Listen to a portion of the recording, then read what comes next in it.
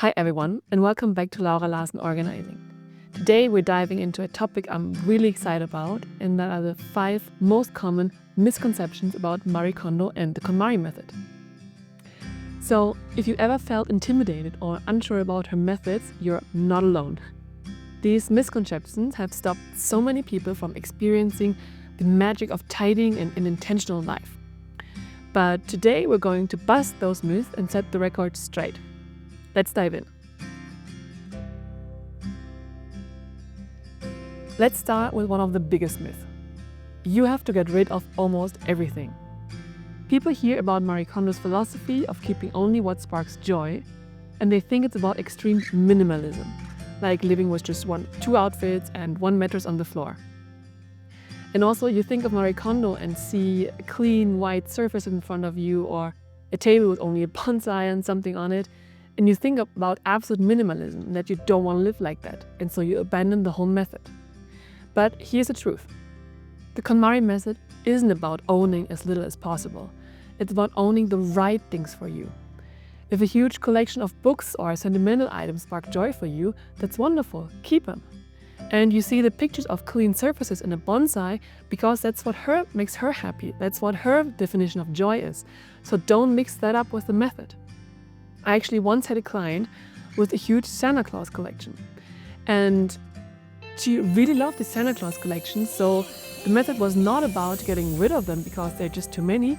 The method is all about realizing how much you love an item and then actually getting it out of the basement, getting it out of the boxes and putting them somewhere where you can see them regularly, where you can put them out and they make you happy. So it's about integrating these things in your life and the opposite of minimalism. So the key is to surround yourself with items that truly add value to your life, and not things you keep out of guilt or habit or societal expectations. Think of it this way. If you open your closet and every item brings a smile to your face, you feel energized and happy every day. That's the goal, not just getting rid of stuff for the sake of it.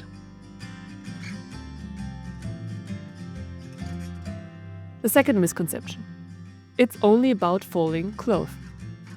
If you've seen Marie Kondo's video, you probably know her iconic folding technique. You know, the one where clothes stand up like little soldiers in the drawer, and it's practical, it's efficient, and yes, it's satisfying. Also, when I ask people in my seminars if they heard about the Marie Kondo method and what they heard about Marie Kondo and her method, a lot of people raise their hands and say the folding. But the KonMari method is more about than just the folding. It's a comprehensive, step-by-step approach to tidying your entire life. You're actually not just doing the clothes, and especially not the folding, you're going through all the 5 categories you focus on, which is clothing, then you do books, papers, number 4, the miscellaneous items, and number 5, sentimental items. The folding is just a tool, a small part of a much bigger picture. It's the Japanese way of paying respect to the things that belong to you and getting into a greater relationship with them. But only folding your clothes won't have the life-changing impact on your life as the KonMari method has, while at the same time, if you do the KonMari method and decide you don't want to fold your clothes, you will see how much still it can change your life.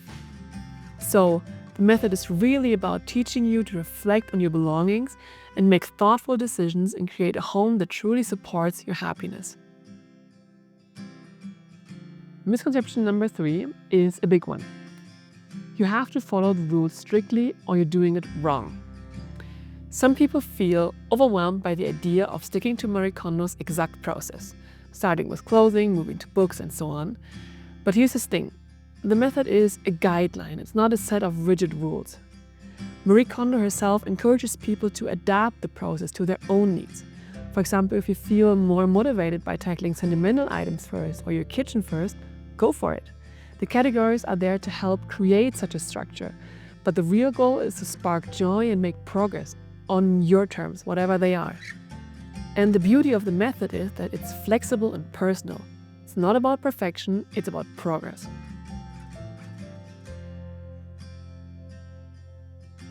Misconception number 4 is this: the KonMari method is only for people with a lot of free time.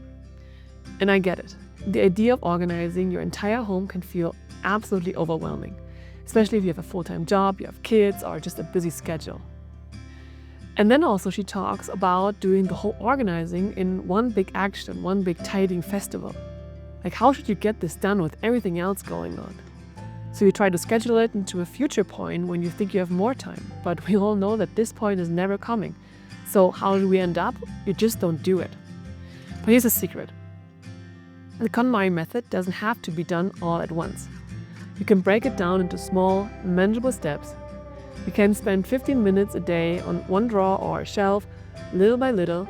Those efforts will also add up to the big transformation. Maybe it helps you to think of it as an investment in your future. Once you've created systems that work for you, you save time and also energy every single day. And now for the most surprising misconception of all, Marie Kondo herself has given up on organizing. You might have seen headlines last year claiming that Marie Kondo had quit tidying after she got her third child. But let me tell you, that couldn't be further from the truth. What she actually said was that her priorities had shifted. As a mother of 3 kids, she's focusing on what matters most to her right now, and that's her family. And guess what? That is exactly what the KonMari method is all about. Prioritizing what sparks joy in your current season of life. The KonMari method is all about the life that comes after the organizing. She found her happiness through her method, and if at the end of the day the house is messy, she prefers to play with her kids instead of picking everything up so the house is going to look perfect.